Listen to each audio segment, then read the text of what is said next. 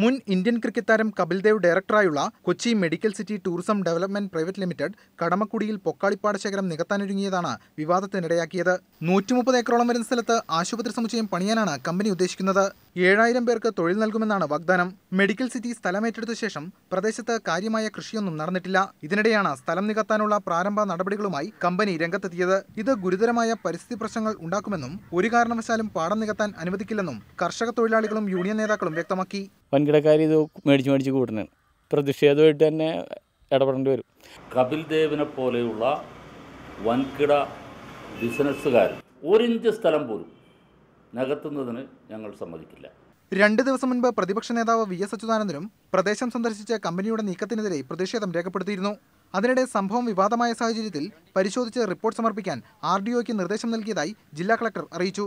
ഭൂമി വാങ്ങാനുണ്ടായ സാഹചര്യം, ഭൂപരിഷ്കരണ നിയമം പാലിച്ചിട്ടുണ്ടോ തുടങ്ങിയ കാര്യങ്ങളാണ് അന്വേഷണത്തിന്റെ പരിധിയിൽ വരിക.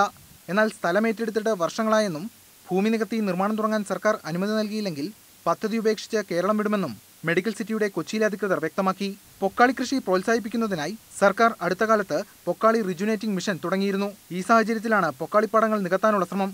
ഈ പാടങ്ങളിലെ കൊയ്ത്ത് ഇനി ഓർമ്മയാകുന്ന കാലം വിദൂരമല്ല. കണ്ണായ പൊക്കാളിപ്പാടങ്ങൾ വൻതോതിൽ വാങ്ങിക്കൂട്ടി കാർഷികേതര ആവശ്യങ്ങൾക്ക് ഉപയോഗിക്കാനൊരുങ്ങുകയാണ് വൻകിട കമ്പനികൾ. കർഷകരുടെ നിന്ന് കടുത്ത പ്രതിഷേധമാണ് ഇതിനെതിരെ ഉയരുന്നത്.